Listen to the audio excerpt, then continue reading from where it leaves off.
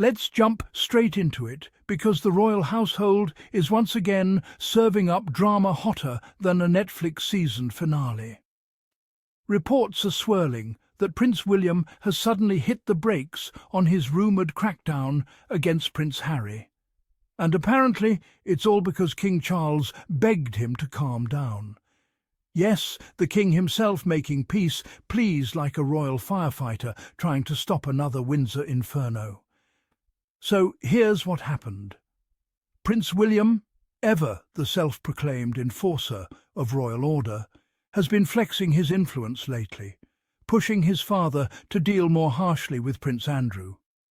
That's right, Andrew, the royal who's been at the centre of scandals for years.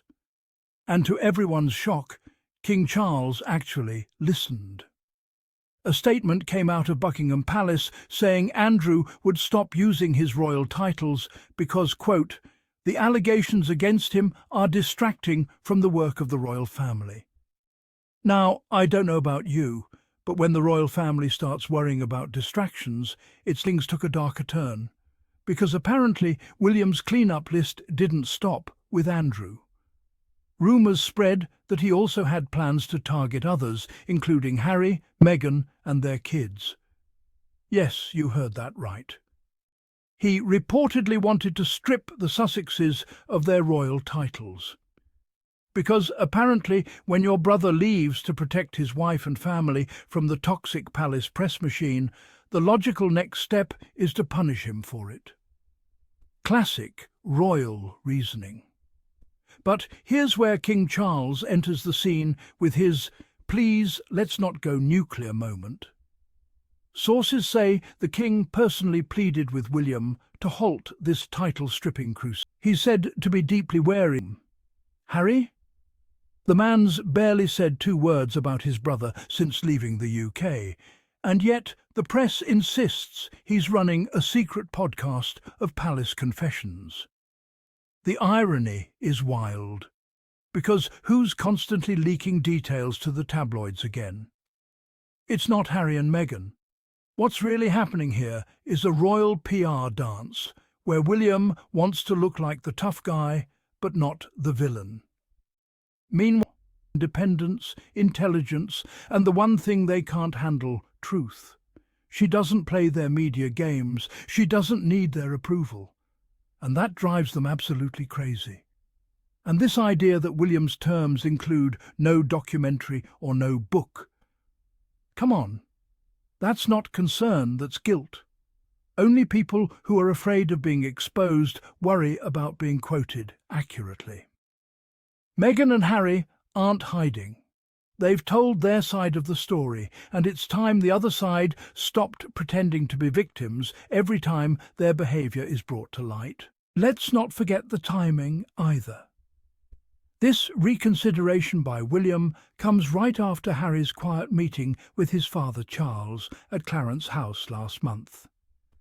Notice how that meeting, unlike everything the palace does, wasn't publicised until after it happened.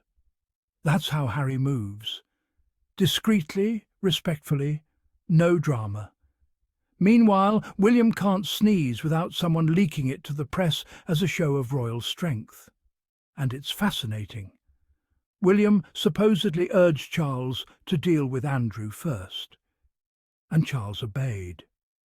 But when it came to Harry, suddenly the king said, "Hold on, let's not go too far." That tells you everything about where Charles's heart really is. Despite all the noise, he doesn't want to permanently cut off his son. He knows deep down that Harry's the only one who still carries Diana's legacy with compassion and sincerity.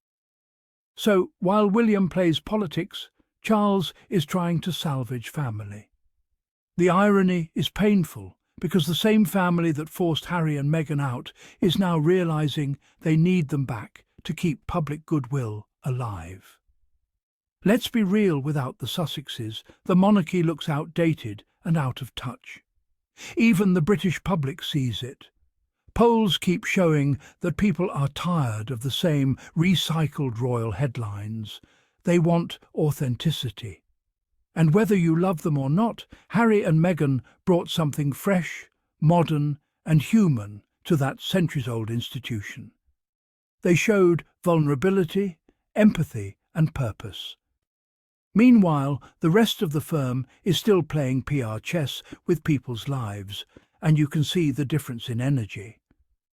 While the palace is leaking stories and plotting title removals, the Sussexes are out there doing real work. From mental health advocacy to supporting veterans, empowering women and promoting compassion through Archewell Harry's focused on the Invictus Games, Meghan's building creative projects, and together they're raising their kids in peace, far from the drama. And yet the British press just can't stop dragging them into the royal soap opera. So now, with this latest William reconsidering story, the message is clear. The palace is desperate to control the narrative. They're trying to make it seem like William's the peacemaker, when in reality he's the one who's been stoking the feud for years. Harry's the one who's been open to communication, just not manipulation. It's funny, really. Every time Harry extends an olive branch, the palace turns it into a stick to beat him with. But now that public sympathy is shifting, they suddenly want to appear magnanimous. It's all about optics. William doesn't want to look like the brother who broke the family, especially while the king's health rumours swirl and the monarchy's popularity wobbles. So here we are, a royal family trying to fix their image before Christmas, while the Sussexes just live their lives authentically in California. If William really wants peace, he should start by accepting responsibility, not issuing conditions. Because real reconciliation doesn't come with terms and threats, it comes with humility. And if he truly wants to rebuild trust, he should stop worrying about being recorded and start worrying about being honest. Because the truth is simple. Harry's not the enemy, he's the mirror. And what William sees reflected back is what makes him uncomfortable. So as this so-called Christmas reconciliation looms, let's just say this. Peace talks without accountability are just another royal photo op waiting to happen. The world's watching, and people can tell the difference between genuine healing and another PR performance.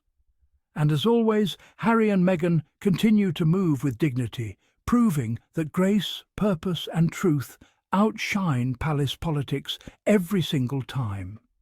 And that's the royalty for today.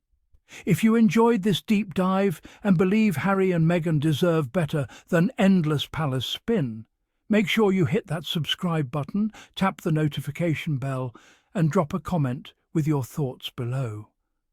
Let's keep supporting truth, compassion and the Sussex story.